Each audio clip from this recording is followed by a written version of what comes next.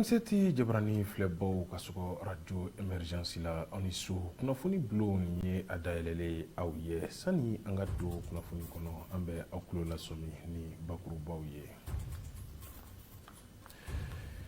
Sindimi bana musolakaw yɔrɔ min bɛ wele ko cancer du sein ale kɔni bɛ ka muso caman sɔrɔ. Bana in yɛrɛ a bɛ sɔrɔ cogo di?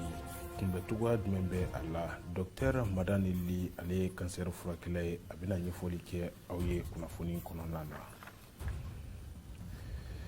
Ka kɔɲɛ ni lɔgɔli karamɔgɔ kɛlen k'u ka barabilancari wuli ni ka kɔɲɛ ni CEDEAO mɔgɔw ka gɛlɛya binnen Mali kan. Wuli bɛ ko kura tugun karamɔgɔ jolen minnu bɛ kalanso la min bɛ wele ko faculté des lettres, des langues et des sciences du langue. Olu kɔni kɛmɛ ka ngara da kɛ k'u bɛna taa barabilancari la ni ka kun kɛ u ka baara sara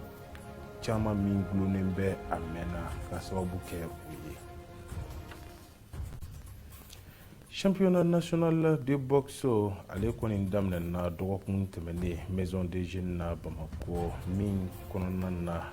min ye boxe seba caman ye o dɔnna. A bɛna walawalali sɔrɔ nin bɛɛ lajɛlen na kunnafoni kɔnɔ sɔɔni.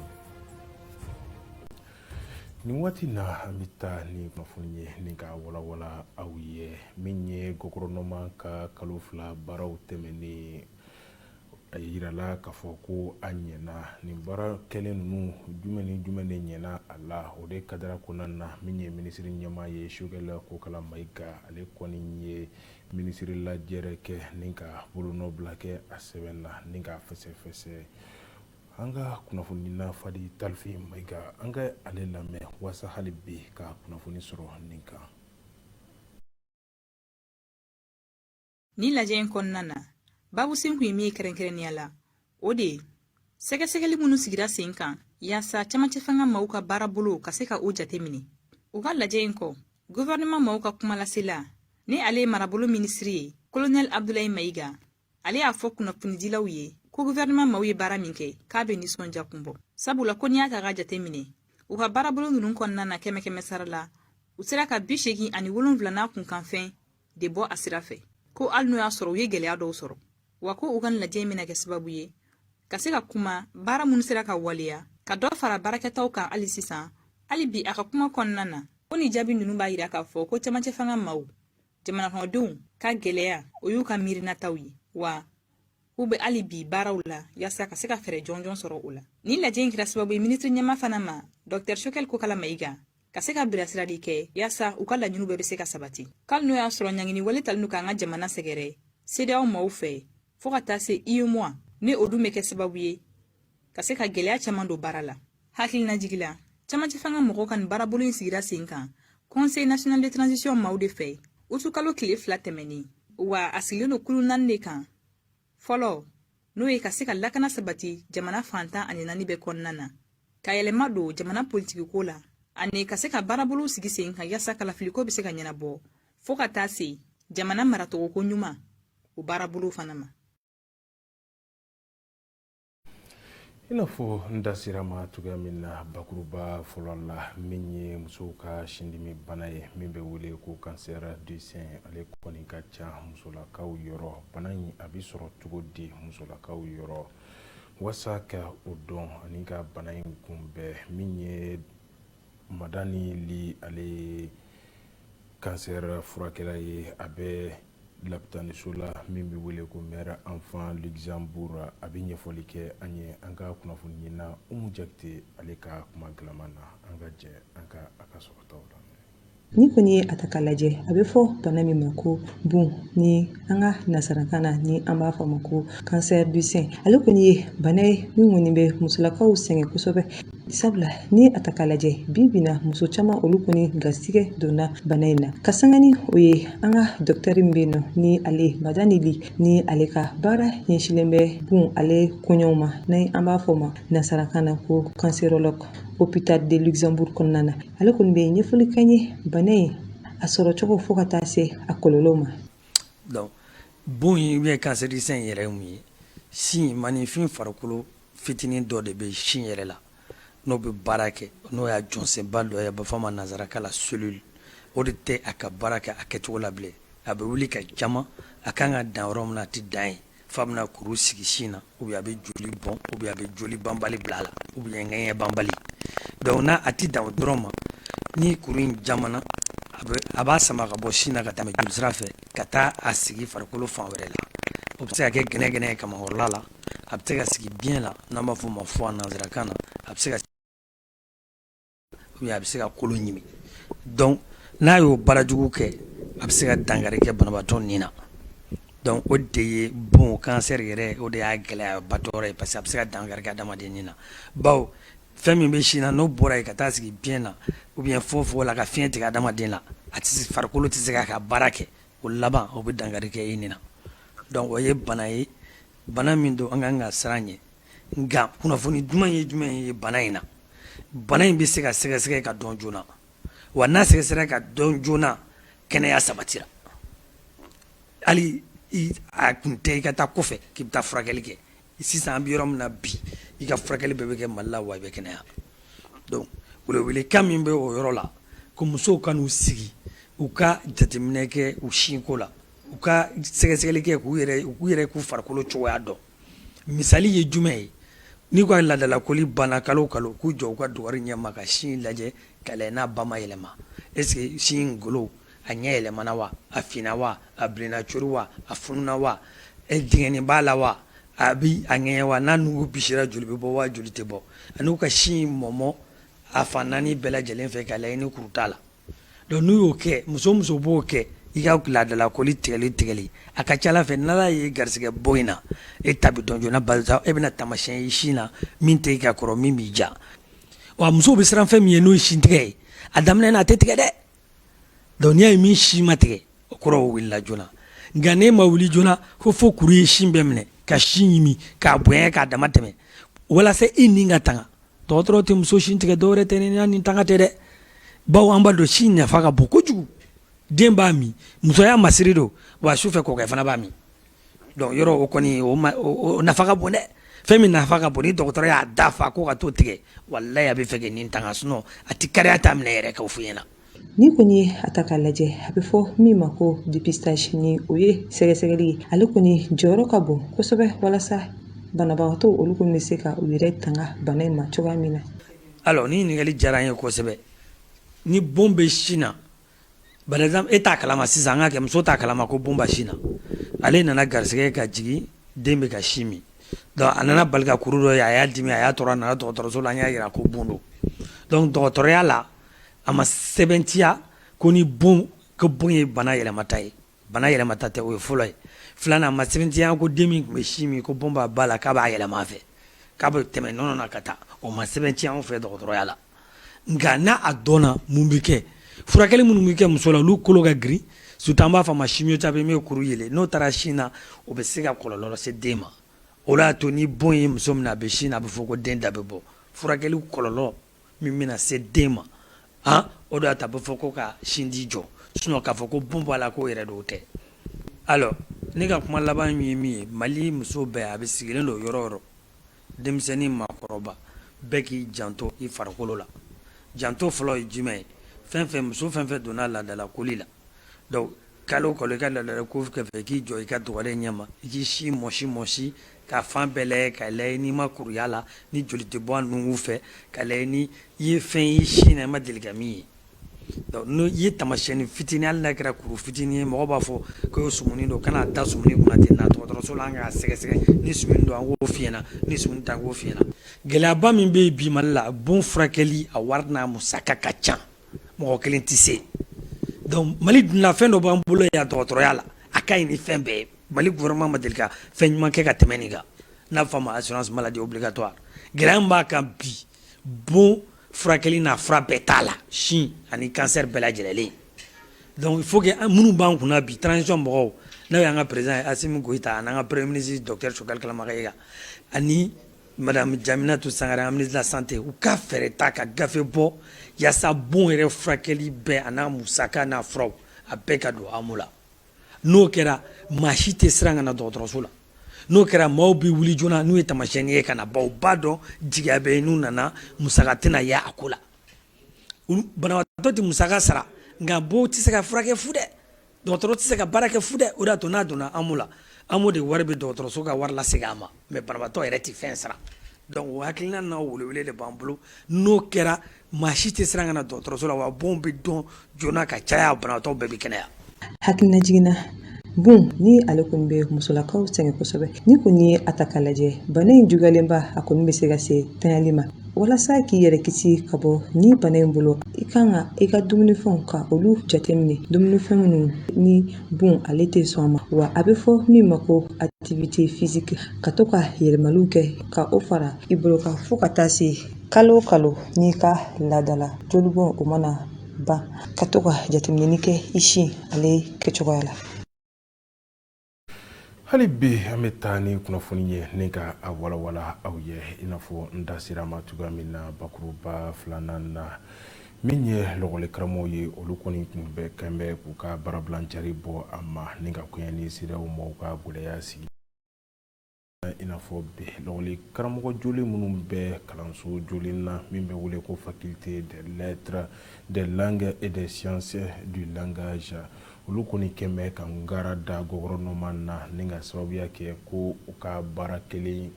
wari minnu bɛ a mɛnna ko ka o sara u ye ko n'o tɛ k'u bɛ taa baarabilancari la o kadara kɔnɔna na an ka kunnafoni na Umaru Koyita ale kɔni wulila ka se nin kalansenw kofɔli ma ni ka ɲininkali tɛnku ni lɔgɔli karamɔgɔ joli ninnu na u ka se ka ɲɛfɔli kɛ an ye an bɛ se ka faamuyali sɔrɔ cogoya min na an ka jɛ an ka o la.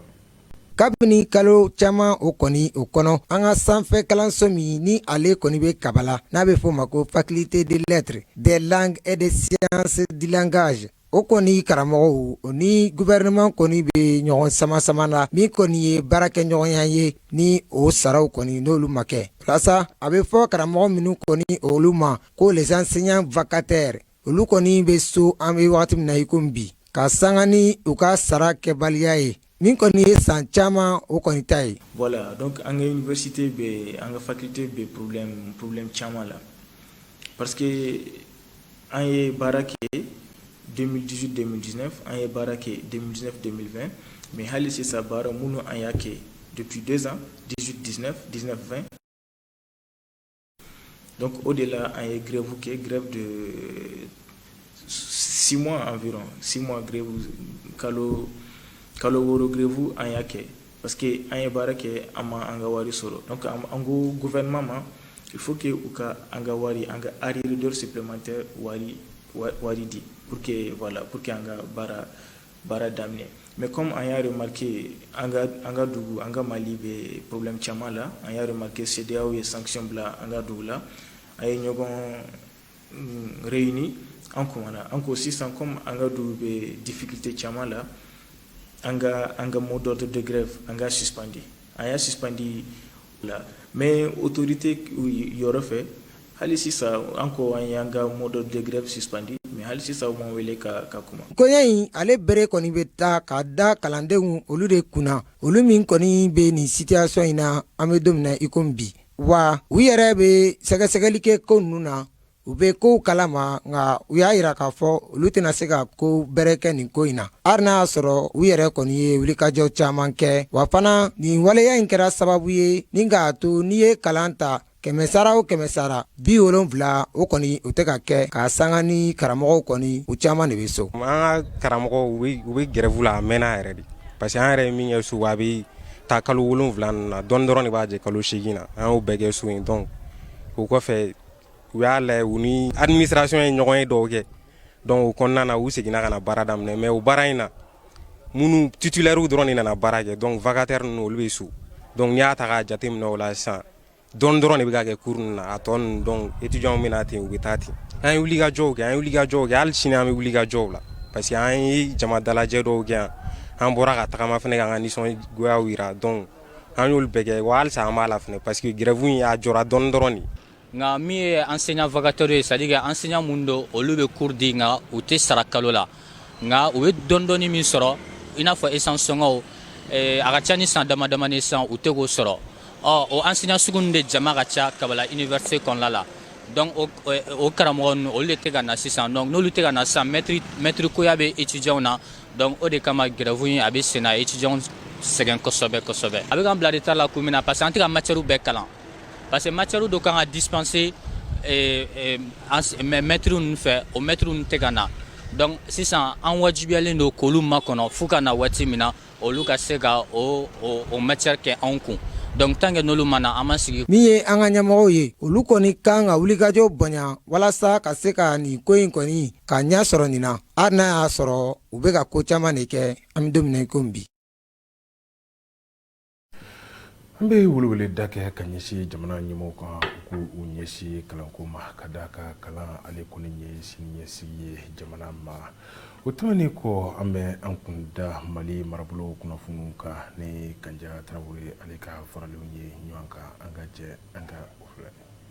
aw bisimila an ka di marabolo kɔnɔ kibaruw la an bɛ taa kayi mara la don kɛrɛnkɛrɛnnen protection civile maaw tɔgɔ la o don kɔni ɲɛnamaya la ka sanga ni tarata don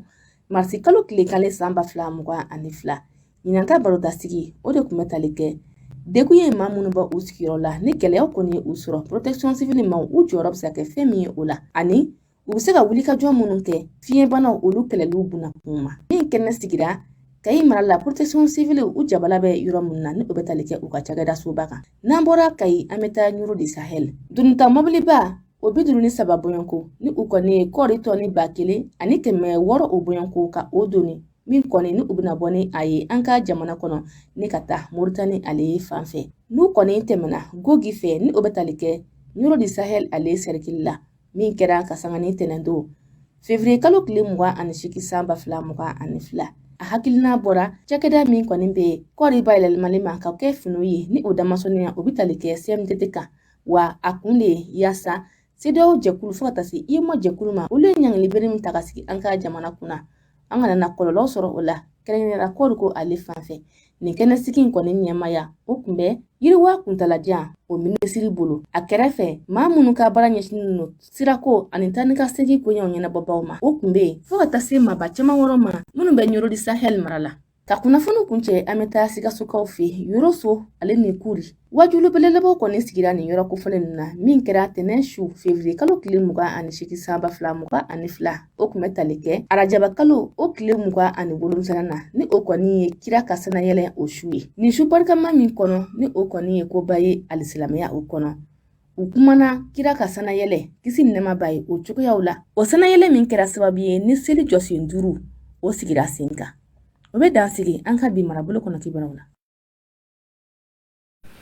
marabolo kunnafoni tɛmɛnen kɔ an bɛ an kunda kɔ kan kunnafoniw kan ni Fatumata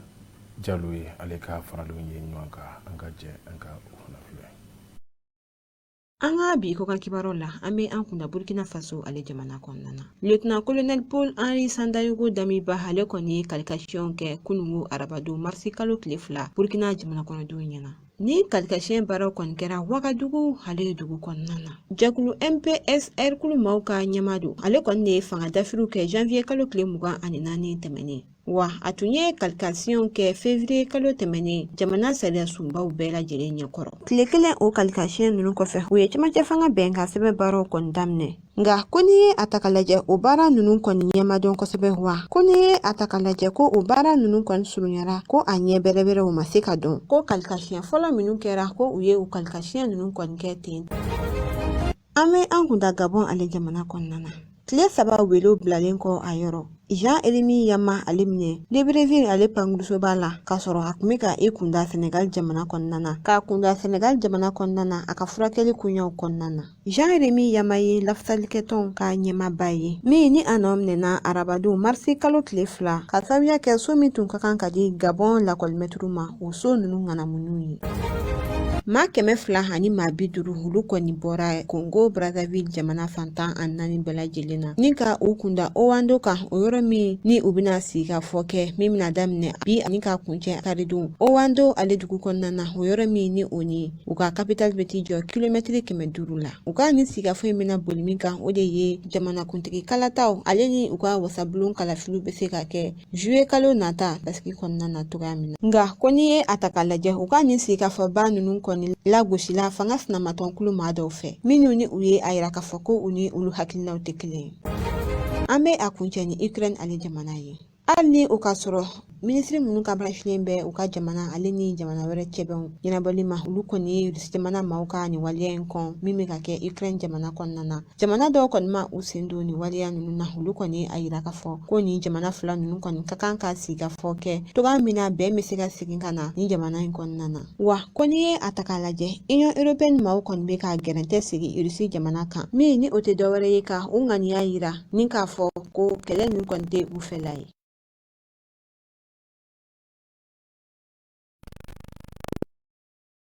ni ye farikolo ɲɛnajɛ min ye championnat national de boxe ale kɔni daminɛna dɔgɔkun tɛmɛnen maison de jeunes na an fɛ yan faba kɔnɔ Bamakɔ min lajɛrɛ kɔnɔna na min ye boxe seba caman ye o kɔni dɔnna ni lajɛrɛ in kɛnɛ ka min ye fédération ɲɛmaa ye boxe ko la ni o ye Alassane Marigo ye ale tun bɛ fo ka taa se maa caman ma an ka kunnafoni min tun bɛ a kɛnɛ kan o de ye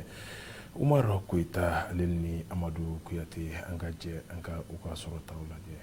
Bolokulu fili n'o ye boxe sa an bɛ se k'a fɔ k'ale tolonba tun bɛ senna n'o ye championnat national ye sa wa a ko kɔni kɛla tolon dumanba ye tile 2 baaraw hukumu kɔnɔ n'a ye nin tolon kofɔlen ta k'a lajɛ an b'a ye k'a fɔ ko ligi bɛɛ signela baara la wa a ye tali kɛ combat 20 bɔɲɔgɔnko kan combat ninnu yɛrɛ tun bɛ tali kɛ catégorie la n'o bɛ tali kɛ 63 kg 69 kg 75 kg 81 kg ani girimanbaw n'o ye 91 kg n'a combat fɔlɔ ta k'a lajɛ n'o bɛ tali kɛ 63 kg mɔgɔw kan sa Jakarija Jara n'o y'ale Isfasi cɛ de ale kɔni y'a ka adversaire bila kawo la n'o ye Sidiki Kulubali ka bɔ Kayikaw fɛ o baaraw tɛmɛnen kɔ 69 kg la Zan Marigo ale fana ye sebagaya sɔrɔ Adama Jara kan n'ale Stade Malien cɛbɔ ye point na 75 kg combat la sa Ibrahim Sumare ale ma adversaire sɔrɔ o baaraw tɛmɛnen kɔ 81 kg mɔgɔw la sa Abdoulaye Traoré ale ye sebagaya sɔrɔ Segu Kante kan n'o ka Kayi cɛbɔ ye wagati kelen Ibrahim Magaji ale fana ye sebagaya sɔrɔ Demba Jagora kan n'ale ASRL cɛbɔ ye maa kun sigilen n'o ka combat min kɔnɔ n'o bɛ tali kɛ girimanba ko ta fanfɛla la n'an ko poids lourd sa an b'a ye k'a fɔ ko Isaka Traoré n'ale Star Racing cɛbɔ ye ale kɔni ma adversaire sɔrɔ o bɛ kɛ sababu ye ka dan sigi o baara kofɔlen ninnu na o la baaraw kuncɛlen an gɛrɛla ko ɲɛnabɔbaa dɔw la u ye ɲɛfɔli k'an ye. N'i ko champion est excellent de donc an y'a ye kabini kunu 9 combat kɛra kunu et région n'o fɛn o fɛn an ka point focaux fɛn o fɛn bɛ yen a bɛɛ kun représenté len don donc nin de b'a yira k'a fɔ que la boxe malienne a bɛ nin na dans la mesure an filɛ nin ye championnat gulu yɛrɛ la a laban yɛrɛ de ye bi ye a kuncɛli ye bi ye donc aw yɛrɛ ɲɛ b'a la 10 combat de kɛra donc bɛɛ boxera tout le monde a boxé boxeurs bi yan nɔ et techniquement c'était passable hein? Et région n'u fɛnɛ bɛ yan nɔ donc fête de do fête min n'a jara kosɛbɛ kosɛbɛ vivement le championnat national 2022. Kɔrɔfɔni tɛmɛnen an b'a yira k'a fɔ ko nin wale kura minnu sɔrɔlen filɛ boxiko ta fanfɛla la n'u seko n'u damayira bɛ kɛ ka dɔ fara baara kan cogo min na donna nataw la u bɛ se k'an ka jamana drapeau yanga farafinna gun kan fo ka taga se diɲɛ selengani kɔnɔna ma.